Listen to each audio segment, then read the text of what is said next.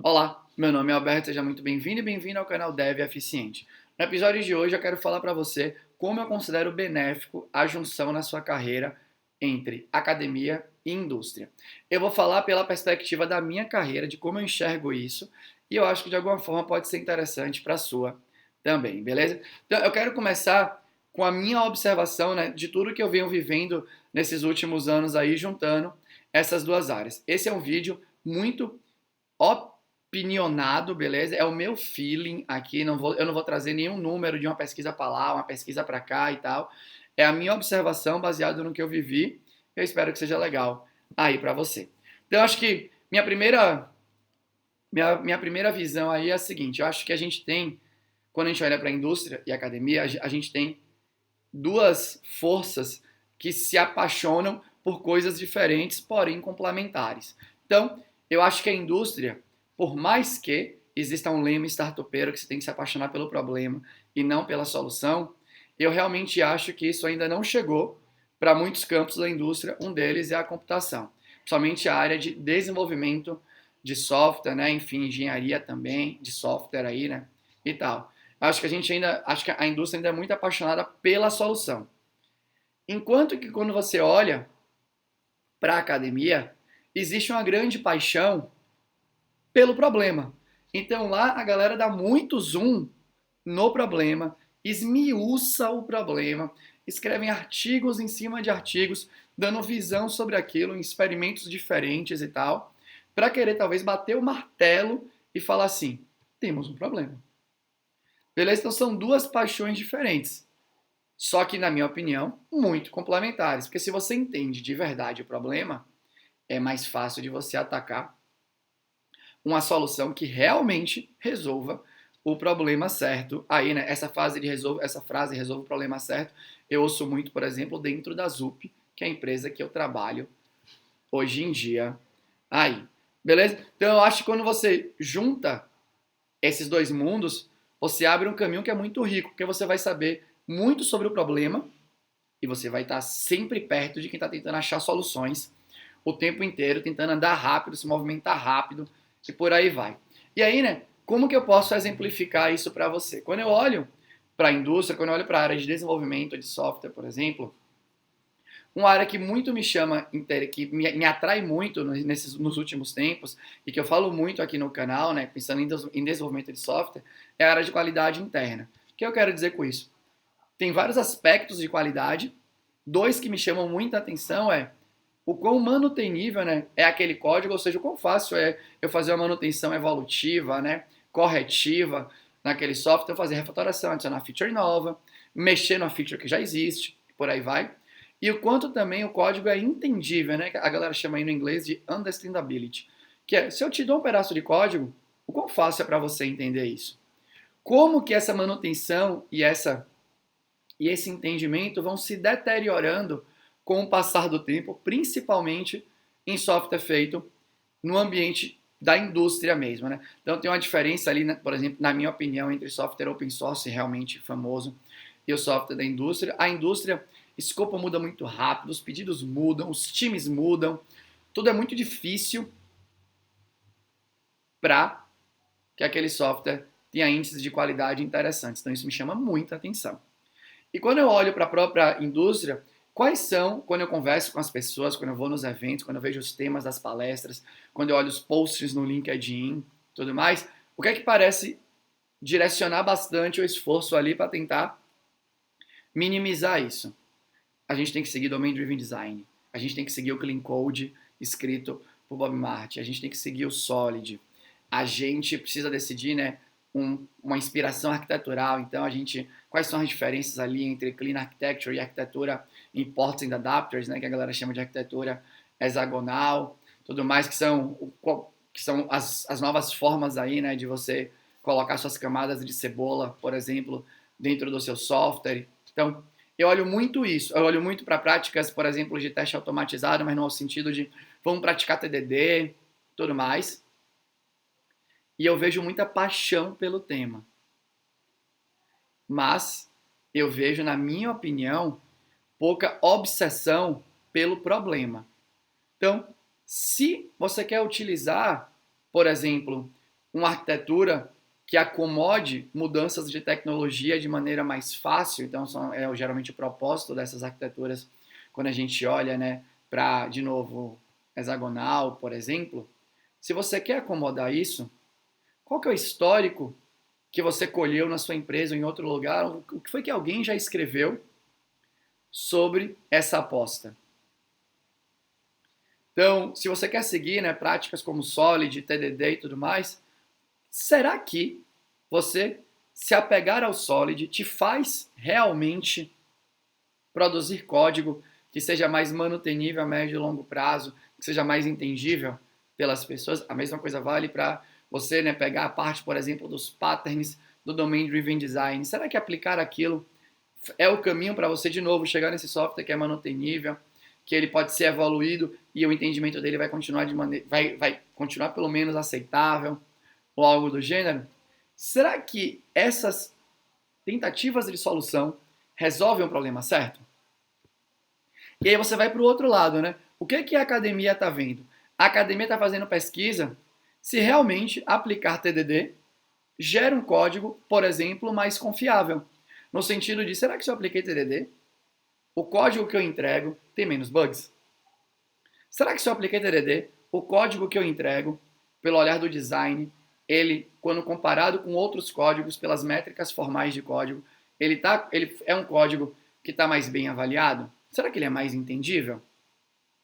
Então você tem essas hipóteses tentando ser validadas pela academia. Quando a gente olha para, de novo, né, manutenibilidade, entendimento, quando a gente tem uma expressão, né, que é a expressão que eu estou tentando trazer mais papers aqui no canal, né, que é essa expressão da erosão arquitetural que afeta múltiplos sistemas, o que a academia está tentando olhar é qual que será que é o ponto que uma determinada unidade de código fica problemática? Como que você consegue antever que determinada unidade de código vai ficar problemática? Será que aplicar técnicas de refatoração, por exemplo, do livro de Martin Fowler, de refatoração, ajuda o código a ficar melhor? Quais são os critérios para aplicar as técnicas de refatoração? Será que tem critério? Então, a academia está tentando o tempo inteiro investigar de maneira profunda essas tentativas de solução, está tentando investigar se o problema que essas soluções estão endereçando realmente estão sendo resolvidos. E aí, de novo, para mim você tem uma complementaridade muito, muito interessante. Então eu confesso, quando eu olho para mim, né, o meu entendimento sobre qualidade de código, o meu nível de percepção sobre isso, acho que deu um salto muito grande quando eu passei a olhar para o que estava sendo pesquisado na academia e juntar com a sorte que eu tenho de estar perto da indústria e olhar o que está sendo produzido dos dois lados aí. Então, acho que isso é uma coisa que eu acho muito legal. Uma outra coisa que eu acho que é mais uma nutrição que a academia te dá, né, uma forma diferente de olhar, é que ela te deixa mais chato. Mas mais chato, mais chata, na minha opinião, no bom sentido. E eu quero dizer com isso. Quando eu acabo de ler um livro, ou acabo de ler um post de um blog, ouvir um podcast, pouco importa de quem seja. Pouco importa de quem seja. Beleza? A academia traz muito isso. Não é porque a pessoa mais relevante do cenário do desenvolvimento de software do planeta falou alguma coisa que aquilo é verdade. Não é porque Martin Fowler escreveu a visão dele sobre microserviços ou porque Bob Martin escreveu a visão dele sobre o que é responsabilidade única ou qualquer coisa de design de código, ou Kent Beck fez a mesma coisa. Não é porque ninguém deu a visão que aquilo é certo, porque a academia te ensina muito que se você não cruzar pontos de vista, você tem um perigo grande de formar a sua opinião sobre uma coisa muito frágil. Isso muito frágil.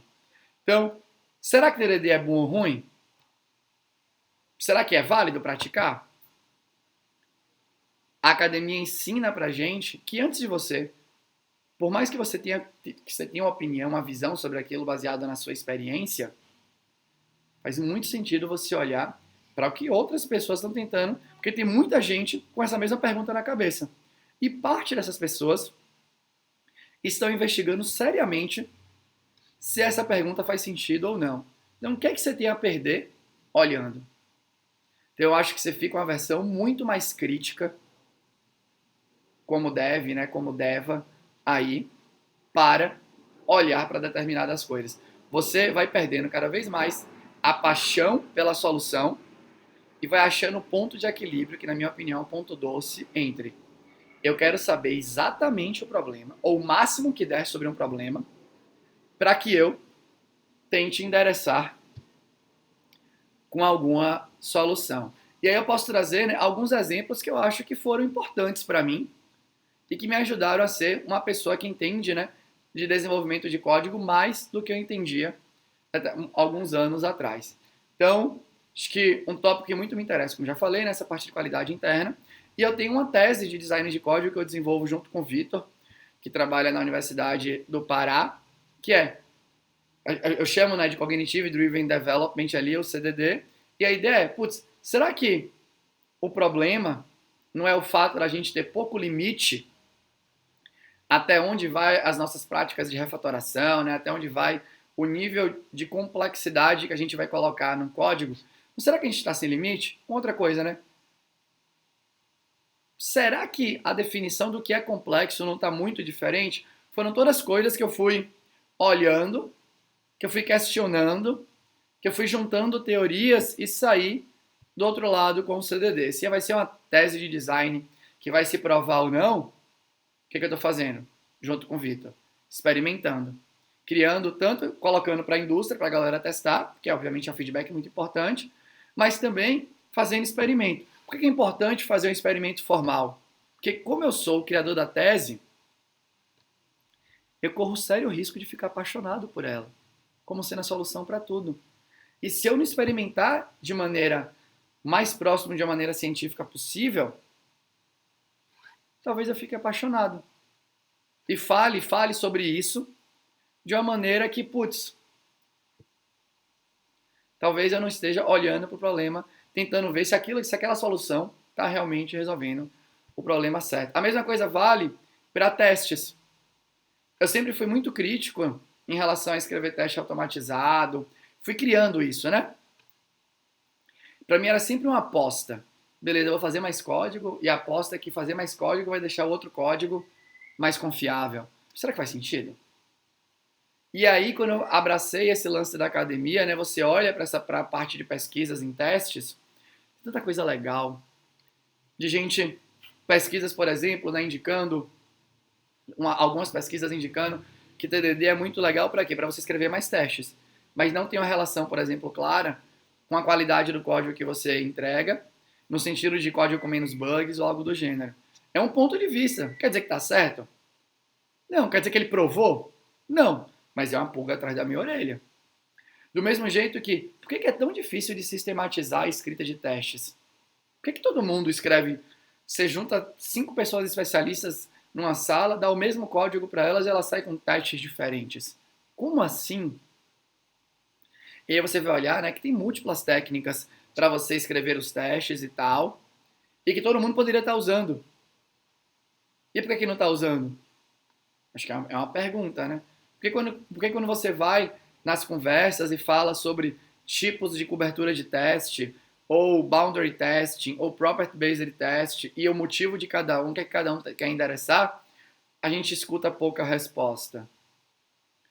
Então, acho que a academia traz isso muito, né? Você é muito crítico, você foca muito no problema, e quando você foca muito no problema, a ideia, você geralmente vai ter menos esforço para achar a solução, porque sua solução tende a atacar a dor real, né? Então, por exemplo, sempre quando eu leio um texto de blog, por melhor que seja o texto, se não tem referência, eu já vou ficar pensando, beleza, isso aqui tem uma opinião da pessoa, né? Onde foi que ela formou aquela opinião? Por exemplo, vários vídeos aqui do canal, eu deixo múltiplas referências. Por quê? Porque eu quero que você saiba de onde eu construí o meu ponto de vista. Agora, por exemplo, nesse vídeo que você está vendo, eu não vou deixar nenhuma referência. Por quê? Porque eu estou aqui emitindo a minha opinião, baseado na minha vivência, unindo esses dois mundos. E aí você já sabe que, beleza, essa é a opinião de Alberto. Eu não sei se isso que ele fala conversa com a realidade. Eu não sei se é legal ou se não é. Mas você ganha essa visão, né? Quanto menos referência tem um texto, quer dizer que mais longe, né, de uma sustentação formal aquilo está. Menos embasado, menos fundamentado aquilo tende a estar. E aí, todo mundo é livre para emitir a opinião. Mas eu acho que é uma boa habilidade você ter um olhar crítico sobre as opiniões. Confesso que eu tendo a ter, e você tem até que se equilibrar para você não ficar até nojento, de uma maneira ruim, né? A ideia é que você seja crítico para ser propositivo, né? Propositiva, para tentar entender de onde vieram aquelas coisas ali. Beleza? Mas, basicamente, assim, era isso que eu queria falar para você hoje. Eu realmente recomendo para você. Um último ponto. Ainda não queria acabar de falar, tem um último ponto. Que é, as coisas estão muito distantes. Eu confesso que não enxergo dessa maneira. Você vai no Google Scholar, por exemplo, na scholar.google.com, e você consegue ter acesso a uma infinidade de artigos científicos dos mais variados temas. Vai lá e escreve assim, Unit Testing. Só isso vai vir uma lista. Você pode ordenar, né, por relevância, por data de publicação, por aí vai. Você pode saber quem são os autores, quais foram as publicações daquele autor naquele campo, e aí você vai explorando aquilo. Então, eu não acho que está distante. O que eu acho, sim, realmente os textos científicos, eles não são tão interessantes de ler, gostosos, eu posso dizer assim, como o texto de um livro, né? Você pega um livro, e o Domain Driven Design é denso, mas você pega um Clean Code da vida, né? Um desses livros quaisquer aí, de TDD, ou algo do gênero, livros mais focados na solução, a leitura é muito legal.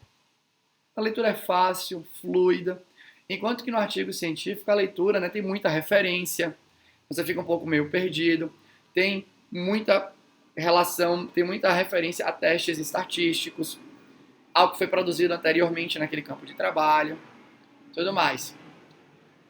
Mas, por outro lado, artigo científico tem abstract e conclusão, que é uma forma de você ter a visão básica e o que foi concluído daquela peça que foi escrita ali. Então você pode ler vários abstracts e conclusões antes de entrar no artigo em si. E aí tem uma coisa que eu prefiro do artigo em relação aos livros. Os artigos vão muito mais direto ao ponto. Por mais que ele seja difícil, mas ele vai mais direto ao ponto. Então aquelas 10, 15 páginas de um artigo, de vez em quando um artigo gigante, né, sei lá, vai ter 20 páginas e tal, ele vai ter 20, mas de vez em quando ele vai valer por 200 ou 300. Por quê? Porque ele foi direto ao ponto, é denso, com muita referência, mas está tudo ali. Está tudo ali. Beleza? Então, acho que agora sim, né? Acho que eu trouxe esses pontos aí das paixões, da criticidade, da dificuldade de ler, mas porém não está difícil o acesso, pelo menos para vários dos artigos e tal. Então, a minha sugestão para você, né, é que abrace um pouco mais isso, dê uma oportunidade, né? Comece lendo abstracts, conclusões e tal, e veja se faz sentido para você. A minha aposta é que vai fazer. A minha aposta é que vai fazer bastante sentido para você quando você começar a cruzar com as suas experiências aí da sua vida, beleza? Mas bom, era isso que eu tinha para falar hoje. Se você gostou, deixa um comentário aqui. Se você não gostou ou tem um comentário construtivo, deixa aqui também. Eu vou ter o maior prazer em conversar com você, beleza? Era isso. Tchau.